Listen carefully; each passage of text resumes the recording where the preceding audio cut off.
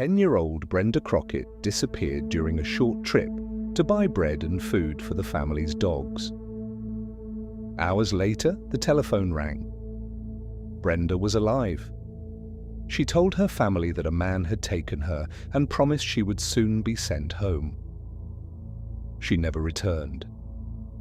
Brenda was one of 6 young black girls abducted and murdered around Washington between 1971 and 1972. One victim was forced to write a message from the killer. It read, "Catch me if you can. More than 50 years later, no one has been charged. But was the Freeway Phantom truly one killer, or did a terrifying nickname hide a more complicated truth?" Before this investigation ends, we will examine the telephone calls, the handwritten message, the men who claimed to know what happened, and the missing evidence that may have prevented this case from ever being solved.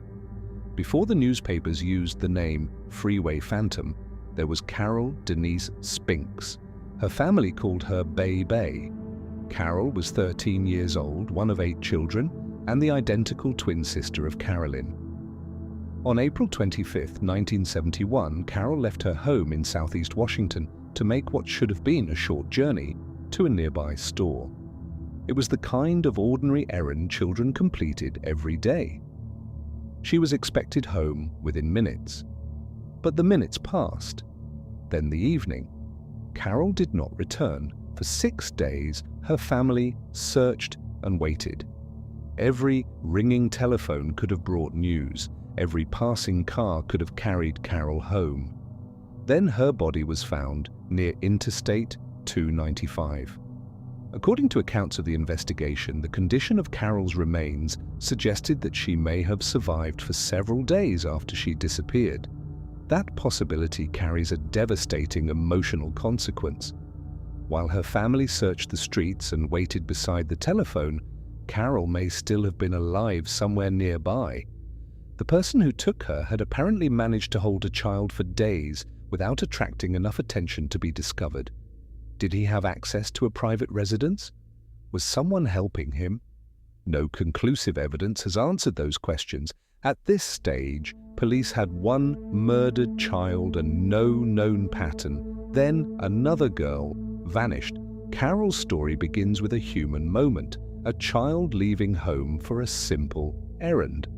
But the detail that changes everything is the time she may have remained alive. This was not necessarily a brief roadside attack. Someone may have kept her hidden while an entire family searched. And less than 3 months later, another young girl disappeared from the same part of the city. 16-year-old Darlenia Denise Johnson was outgoing, sociable, and worked part-time at a local recreation center.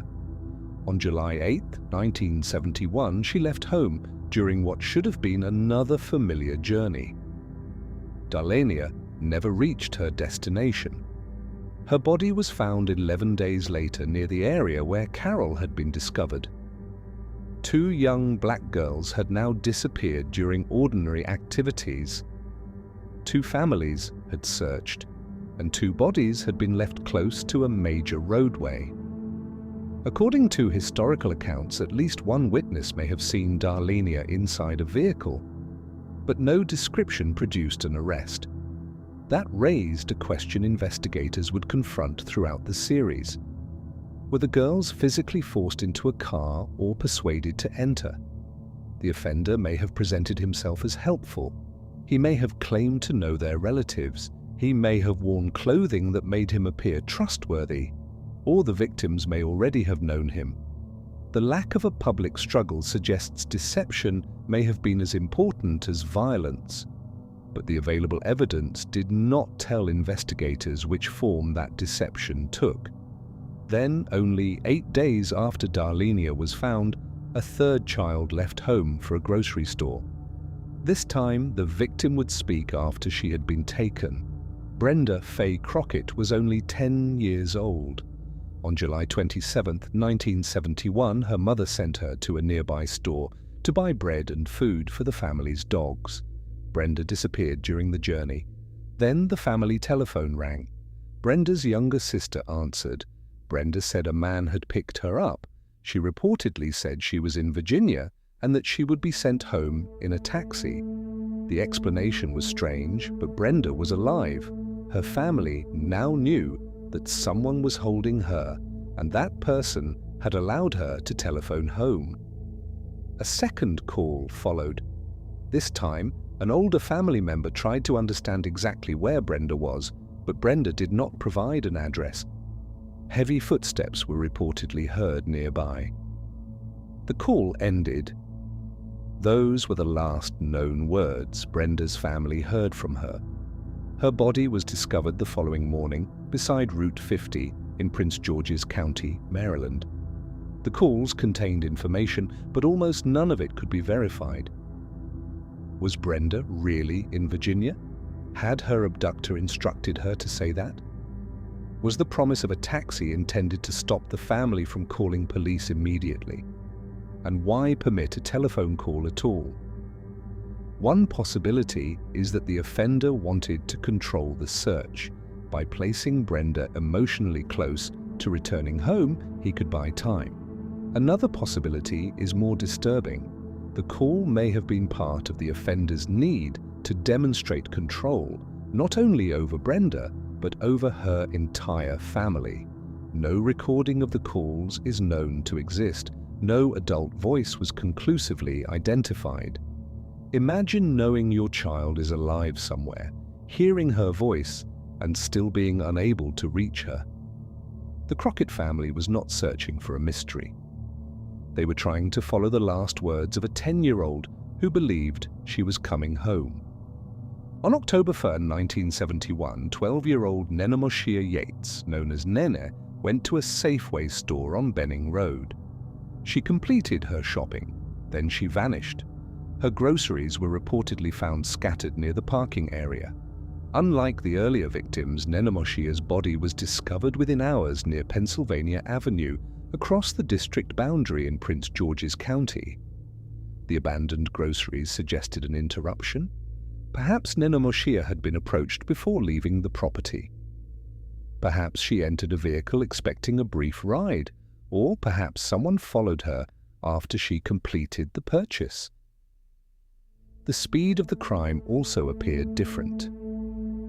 Carol may have been held for days. Brenda remained alive long enough to call home. Nenomoshia was recovered much sooner. Was the killer changing his behavior? Was he taking greater risks? Or were investigators connecting crimes committed by more than one person?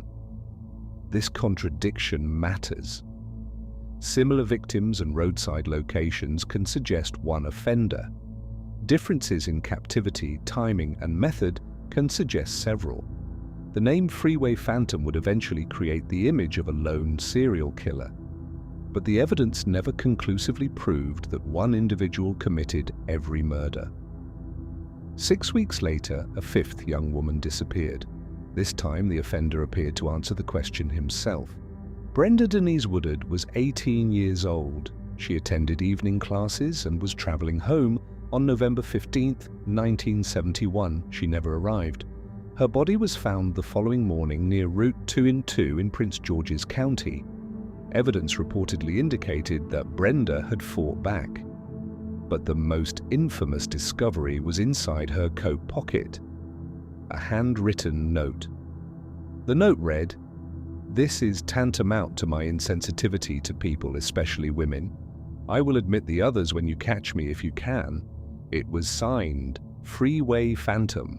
The Federal Bureau of Investigation reportedly compared the handwriting with Brenda's known writing and concluded that she had written the message herself, but investigators believed the words came from her killer.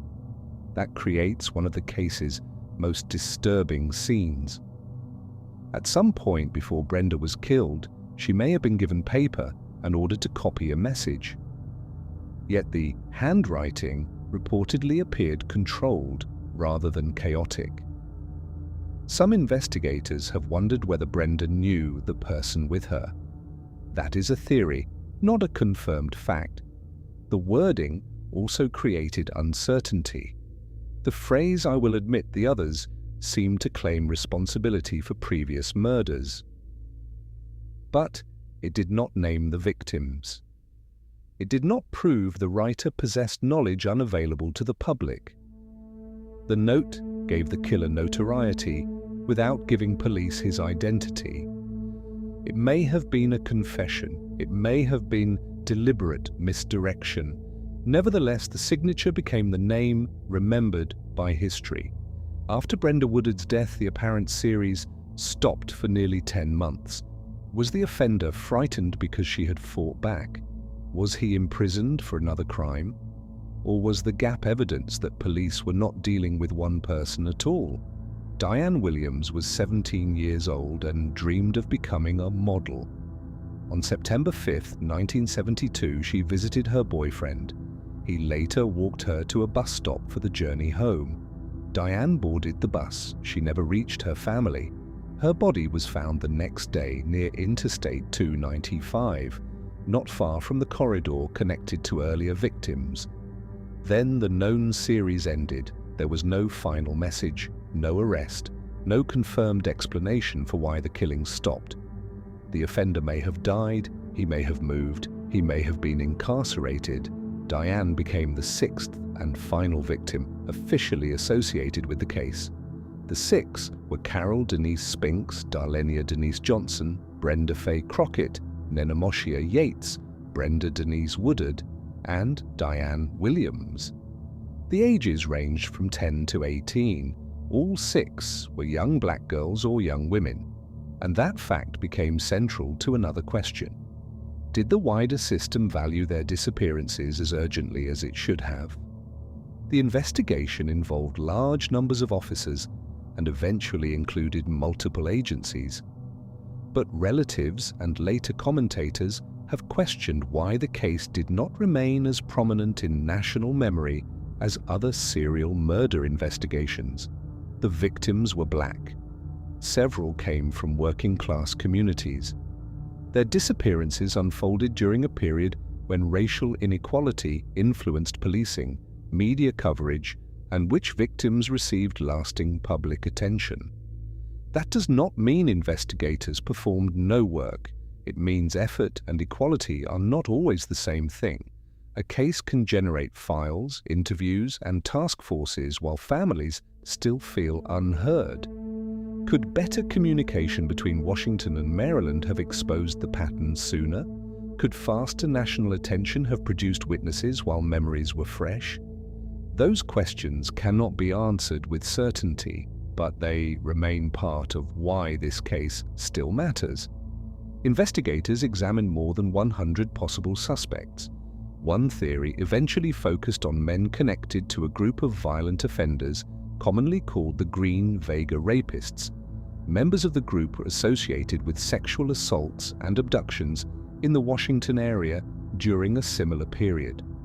Historical court records show that one man, Robert Warren, directed investigators to locations he associated with some of the Phantom cases, but he confused at least one body recovery site and the reliability of the information remained disputed.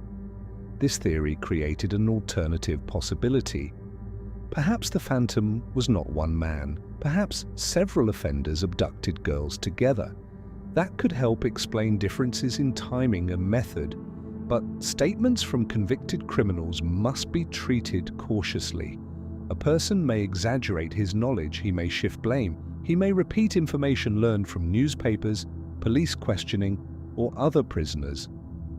No member of the group was convicted of murdering the 6 Freeway Phantom victims. The theory remains significant but unproven.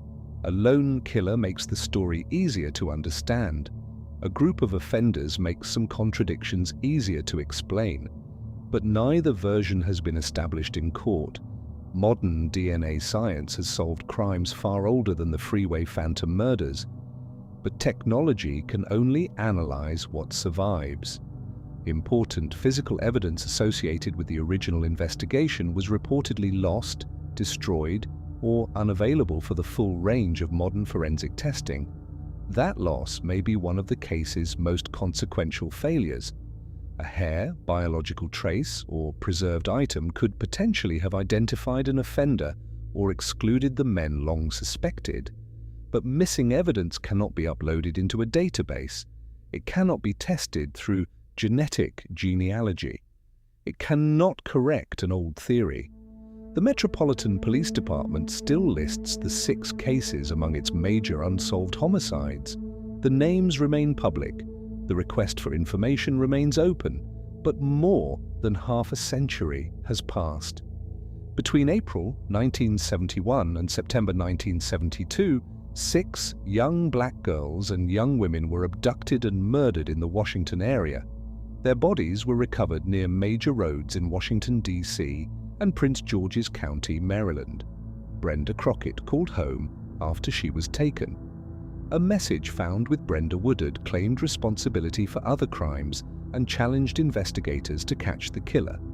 The handwriting was reportedly Brenda's, leading investigators to believe the words may have been dictated to her.